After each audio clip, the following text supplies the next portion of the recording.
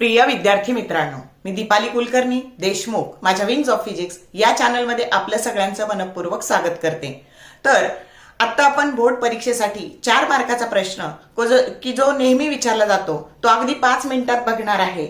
प्रश्न आहे ट्रान्सफॉर्मरवरचा आणि प्रश्न कशाही प्रकारे विचारला जाऊ शकतो की ट्रान्सफॉर्मरचं प्रिन्सिपल लिहा, त्याच्यानंतर त्याचं कन्स्ट्रक्शन, त्याचं वर्किंग, त्यानंतर त्याचं इक्वेशन ऑब्टेन करा। मग कशाही प्रकारे विचारला तर आपण डिटेलमध्ये त्याला एक्सप्लेन करू अगदी 5 मिनिटातच। तर सुरू करूयात आपण। मग आता ट्रान्सफॉर्मर काय आहे तर it is a electrical device which which converts, हे काय करतं तर high alternating voltage at low current and the low alternating voltage at high current. समजलं का हे काय काम करतं? मग आता त्याचं प्रिन्सिपल कोणत्या तत्वावर काम करतं तर it works on a principle of mutual inductance. ते कोणत्या तत्वावर काम करतं?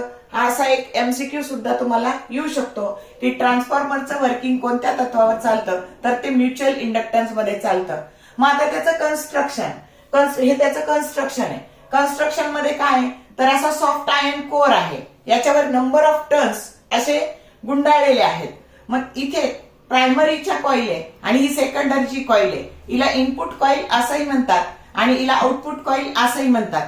मग इनपुट आपण याला देतो म्हणजे अल्टरनेटिंग व्होल्टेज। सगळ्यात महत्वाचं हे एसी साठी वापरलं जातं, डीसी साठी ट्रान्सफॉर्मर वापरता येत नाही, हे लक्षात ठेवा।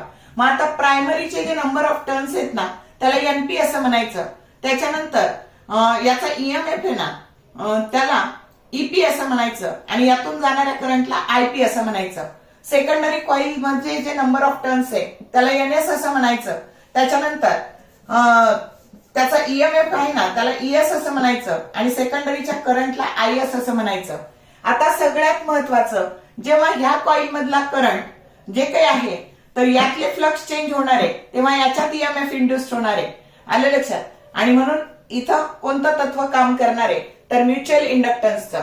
मग आता फाय जे काही आहे तर five that is number of flux goes on changing per unit turn at the time instant, म्हणजे प्रत्येक कॉईलशी निगडीत जे 5 फ्लक्स आहेत तर ते चेंज होणार आहेत।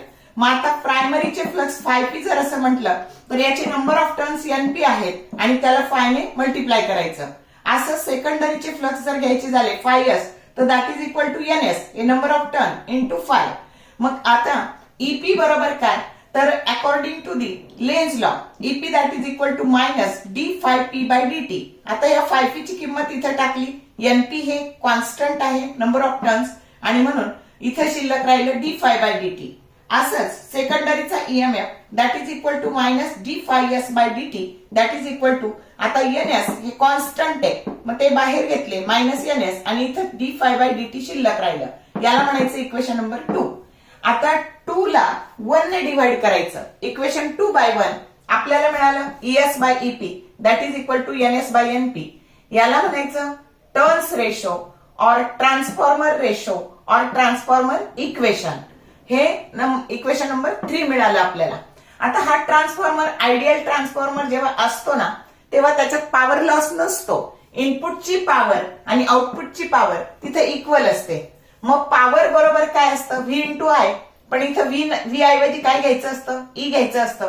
मग पॉवर बरोबर ई इंटू आय, मग इनपुटची पॉवर जर घेतली तर ईपी घ्यावं लागेल आणि यातला करंट आयपी घ्यावं लागेल, म्हणजे ईपी इंटू आयपी आणि आउटपुटची पॉवर ईएस इंटू आयएस। समजलं का?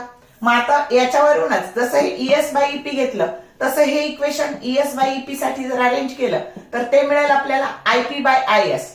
मग आता ह्या 3 आणि 4 नंबरच्या इक्वेशनची लेफ्ट हँड साइड ES/EP आहे आणि म्हणून ES/EP that is equal to NS/NP that is equal to IP/IS, याला म्हणायचं इक्वेशन नंबर 5। जर ट्रान्सफॉर्मर आला थेरीला वेल अँड गुड, नाही आला तर न्यूमरिकल येईल, न्यूमरिकल साठी हा फॉर्म्युला खूप युजफुल आहे। समजलं का? आता ट्रान्सफॉर्मरचे 2 प्रकार पडतात, step up step down. Step अपला एकच लक्षात ठेवायचं, जिना चढायचा आहे आणि स्टेप डाऊनला जिना उतरायचा आहे। मग आता बघा 30 व्होल्ट इनपुटचं व्होल्टेज असेल, आउटपुटला 300 व्होल्ट करून मिळालं की त्याला म्हणायचं स्टेप अप ट्रान्सफॉर्मर. आता ह्या ज्या टर्म आहेत एनपी, ईपी, आयपी ह्या सगळ्या इथं कन्सिडर करायच्या आणि इथे एनएस, ईएस आणि आयएस इथं कन्सिडर करायच्या. मग आता बघा इथं काय काय लिहायचं, ह्या न्यूमरेटरच्या ज्या टर्म आहेत त्या सगळ्या लिहून घ्यायच्या आणि त्या सगळ्या ग्रेटर दाखवायच्या डिनॉमिनेटरच्या टर्म पेक्षा. झाला स्टेप अप ट्रान्सफॉर्मर. समजलं का?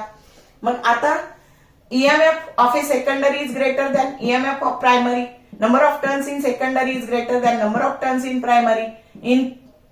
तुमच्या इनपुटचा करंट किंवा प्रायमरीचा current is always greater than सेकंडरीचा करंट. म्हणजे इथला हे जास्त पण हे काय असतं, कमी असतं. समजलं का? करंट मात्र कमी असतो आणि अशा ट्रान्सफॉर्मरला स्टेप अप ट्रान्सफॉर्मर असं म्हणायचं, ज्याच्या नंबर ऑफ टर्न्स कमी असतात. आता नंबर ऑफ टर्न्स प्रायमरीच्या कमी आहेत, ते थिक असतं.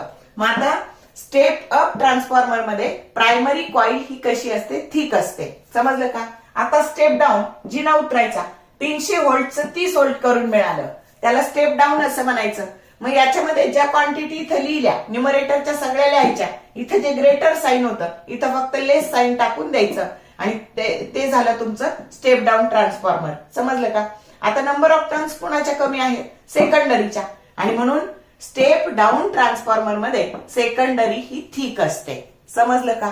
तर या पद्धतीने काहीही येऊ द्या ट्रान्सफॉर्मरवर, त्याचा डिफरन्स येऊ द्या, स्टेप अप स्टेप डाऊन, काही फरक पडत नाही. आपल्याला सगळं असं 5 मिनिटात प्रिपेअर करून लिहिता येतं. कळलं का? तर हा व्हिडिओ आवडला असेल तर लाईक करा, शेअर करा, कमेंट टाकायला कंजूशी करू नका. All the best for your study and thank you for watching this whole video.